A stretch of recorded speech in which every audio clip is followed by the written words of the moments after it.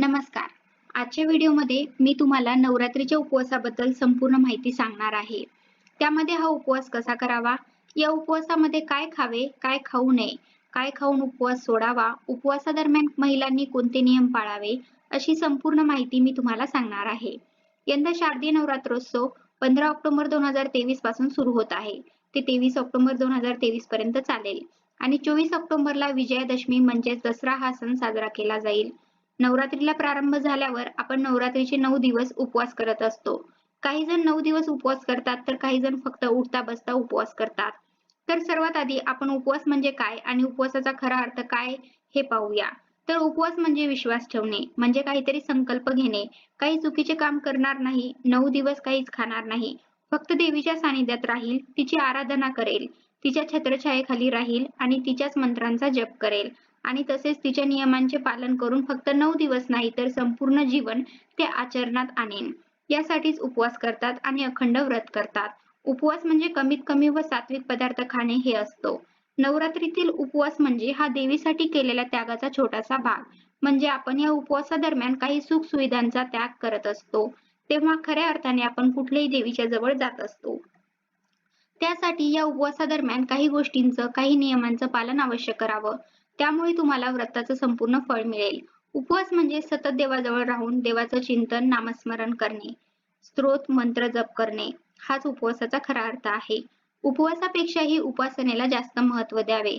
तर ज्यांना नवरात्रीचे 9 दिवस उपवास करणं शक्य नाही, त्यांनी फक्त उठता बसता उपवास केला तरीही चालेल.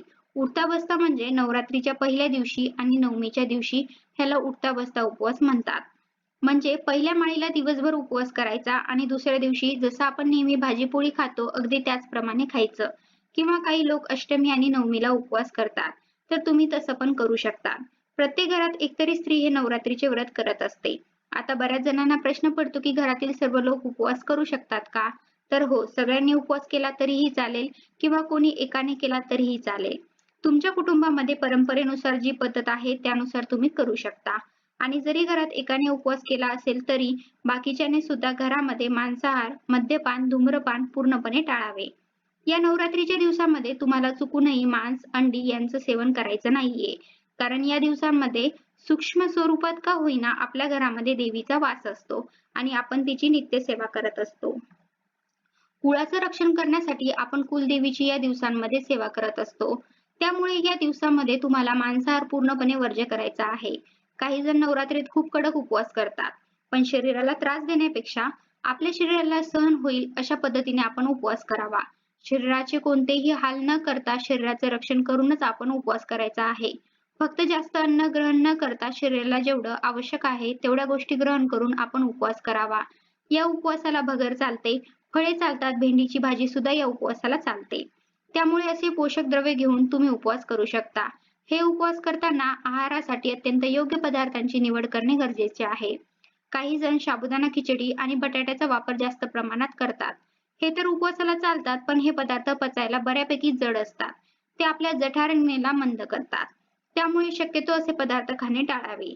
त्याऐवजी तुम्ही फळ किती पण खाऊ शकता, फळांचा रस घेऊ शकता, दुधाचं सेवन करू शकता, मधाचं सेवन करू शकता, गोडामध्ये तुम्ही खजूर आणि राजगिरा लाडू असे पदार्थ घेऊ शकता. त्याचबरोबर दही, ताक, शहाळ्याचं पाणी असे सुद्धा तुम्ही पेय घेऊ शकता. उपवासाच्या शेवटच्या दिवसांमध्ये शक्यतो नारळाचे पाणी घेणे योग्य ठरते. कारण उपवासादरम्यान पोट बिघडेल या भीतीने आपण थोडेफार कमी खात असतो. असं शहाळ्याचं पाणी पिलं तर तुम्हाला बऱ्यापैकी एनर्जी मिळत असते. तसेच उपवास करत असताना पाण्याचे सुद्धा सेवन भरपूर करावे. या उपवासाला तुम्ही राजगिऱ्याचे पीठ, राजगिऱ्याच्या लाह्या यांचं देखील सेवन करू शकता. राजगिऱ्याच्या पिठापासून तुम्ही थालीपीठ वगैरे करू शकता.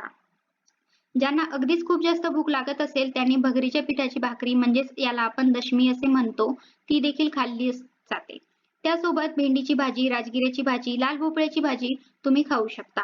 बटाट्याची भाजी तुम्ही खाऊ शकता. अशा प्रकारचा एक आहार घेतला तरीही चालू शकतं. कारण आपण दशमी भाजून करतो आणि भाजलेले अन्न सुद्धा पचण्यास खूप हलके असते. म्हणजे या उपवासामध्ये तुम्ही शक्यतो भाजलेले, उकळलेले आणि वाफळलेले पदार्थ खावेत. तळलेले आणि जड अन्न संपूर्णपणे वर्ज्य करावे. मिठाबद्दल सांगायचं झालं तर उपवासादरम्यान आपण शक्यतो पांढऱ्या मिठाऐवजी सेंधव मिठाचा वापर करावा. कांदा लसूणचा वापर टाळावा. अतिप्रमाणात अन्न ग्रहण करणे टाळावे. या पवित्र काळामध्ये तर तुम्ही अल्कोहोल, मांसाहार, अंडी आणि धूम्रपान पूर्णपणे वर्ज्य करायचं आहे. त्याचबरोबर उपवासादरम्यान हळद, हिंग, मोहरी, मोहरीचं तेल हे सुद्धा अजिबात वापरायचे नाही. म्हणजे थोडक्यात या उपवासादरम्यान तुम्ही साबुदाणा, भगर, राजगिरा पीठ, बटाटा, रताळं, राजगिऱ्याची भाजी, शेंगदाणे, तूप सुद्धा खाऊ शकता. त्याचबरोबर तेलामध्ये सांगायचं झालं तर शक्यतो शेंगदाण्याचं तेल वापरावं किंवा साजूक तूप वापरून पदार्थ करावे. लाल भोपळा सुद्धा चालू शकतो. भेंडीची भाजी, दशमी यापैकी तुमच्या शरीराला जेवढे सहन होईल तेवढेच प्रमाणात खावे. स्वतःला पुरेशी ऊर्जा मिळत राहावी म्हणून योग्य प्रमाणात फळं खाणं आणि सात्विक अन्नाचं ग्रहण करणं अत्यंत गरजेचं आहे. जर उपवासादरम्यान काही नियम सांगायचे झाले तर उपवास करणाऱ्या व्यक्तीने अंथरुणाऐवजी जमिनीवर झोपावे. जर तुम्ही जमिनीवर झोपू शकत नसाल तर तुम्ही चटईवर झोपू शकता. जो नवरात्रीचा उपवास करतो त्याने झोपेसाठी पलंग किंवा गादी नाही वापरली पाहिजे. शक्य असल्यास 9 दिवस गादीशिवाय झोपा. बरेच जण नवरात्रीच्या या 9 दिवसात अनवाणी चालतात म्हणजे चपलांचा त्याग करतात. या 9 दिवसामध्ये चप्पल सुद्धा घातली जात नाही. तर असं सुद्धा तुम्ही करू शकता. या दिवसामध्ये चामड्याच्या वस्तूंचा सुद्धा वापर करायचा नाही. मग ती बेल्ट असो, चप्पल असो, पर्स असो, या चामड्याच्या वस्तू जरी तुमच्याकडे असल्या तरी या 9 दिवसामध्ये तुम्हाला त्या अजिबात वापरायच्या नाही. तसेच या 9 दिवसामध्ये आपल्याला ब्रह्मचर्याचं पालन सुद्धा करायचं आहे. या 9 दिवसामध्ये ब्रह्मचर्य पाळले पाहिजे. हे 9 दिवस आपण उपवास तरी करत असतो, पण त्यासोबत आपलं आचरण कसं असावं हे सुद्धा तेवढंच महत्त्वाचं आहे. त्यासाठी या दिवसामध्ये घरात सगळ्यांनीच खोटे बोलू नये, कोणाचा तिरस्कार करू नये, घरामध्ये कटकटी भांडण करू नये. उपवास करणाऱ्या व्यक्तीने आपल्या वागण्यात क्षमा, उदारता आणि उत्साह आणावा. वासना, क्रोध, लोभ आणि आसक्तीपासून दूर राहिले पाहिजे. खोटे बोलणे टाळावे, सत्याचे अनुसरण करावे. मनाला संयमात ठेवले पाहिजे, कोणालाही अपशब्द बोलणे टाळावे आणि त्याच्या भावनांवर नियंत्रण ठेवले पाहिजे. कारण नवरात्रीच्या या 9 दिवसात आपल्या घरात देवी विराजमान झालेली असते. जिथे स्वच्छता आणि शांतता असते तिथेच माता लक्ष्मीचा अखंड वास राहत असतो. त्यामुळे या नियमांचे सुद्धा तुम्हाला काटेकोरपणे पालन केले पाहिजे. त्यामुळे या दिवसामध्ये आपल्याला आपल्या घरातील वातावरण आनंदी आणि मंगलमय ठेवलं पाहिजे. ज्यांनी नवरात्रीचा 9 दिवस उपवास केलेला असेल तर त्यांनी काही जण अष्टमीला, काही जण नवमीला आणि काही जण दसऱ्याच्या दिवशी उपवास सोडतात. तुमच्या घरामध्ये जशी पद्धत आहे परंपरेनुसार त्यानुसार तुम्ही उपवास सोडायचा आहे. काही भागात नवरात्रीच्या 9 दिवसांचा उपवास दसऱ्याच्या दिवशी सोडला जातो. म्हणजे 9 दिवस उपवास केला जातो आणि दसऱ्याच्या दिवशी पुरणपोळीचा नैवेद्य असतो आणि तेच पुरणपोळीचं जेवण करून हा उपवास सोडला जातो. काही जण नवमीला सायंकाळी हा उपवास सोडतात. तेव्हा सोडला तरीही चालेल. तुमच्या पद्धतीनुसार पण उपवास सोडताना सुद्धा आपल्याला सात्विक अन्न ग्रहण करूनच उपवास सोडायचा आहे. उपवास सोडताना सुद्धा तुम्ही कोणत्याही प्रकारचे तामसिक अन्न चुकून सुद्धा ग्रहण करू नका. एखादा गोडाचा पदार्थ किंवा सात्विक अन्न ग्रहण करून तुम्ही हा उपवास सोडा. पण हा उपवास सोडण्याआधी तुम्ही कन्यापूजन देखील करू शकता किंवा एखाद्या ब्राह्मण सुवासिनीला जेवण घालावं. त्यांना जेवण दिल्यानंतर, अन्नदान दिल्यानंतर आपण 9 दिवस अन्नाचा त्याग केलेला असतो. त्याग केल्यामुळे अन्नदान करावं आणि त्यांना संतुष्ट करून मग आपण भोजन ग्रहण करावं. नसेल तर मग अष्टमी किंवा नवमीला कन्यांना जेवायला घालून मगच हा उपवास सोडावा. अशा प्रकारे उपवास सोडण्याआधी किंवा अन्न ग्रहण करण्याआधी तुम्ही एखाद्या सुवासिनीला जेवण घालावं किंवा कन्यापूजन करावं तर तुम्हाला व्रताचं पूर्ण फळ मिळेल. त्यांना जेवण घातल्यानंतर मगच आपण भोजन करावे. या प्रकारे नवरात्रीचे उपवास करणाऱ्याने प्रामाणिकपणे व्रताचे पालन करावे. व्रत मध्येच तोडू नये. जी व्यक्ती पूर्ण भक्तीने उपवास करते त्याच्यावर देवीची कृपा राहते आणि त्यांच्या सर्व इच्छा पूर्ण होतात. तर अशा प्रकारे मी आजच्या व्हिडिओमध्ये उपवासाची बरीच माहिती देण्याचा प्रयत्न केला आहे. धन्यवाद.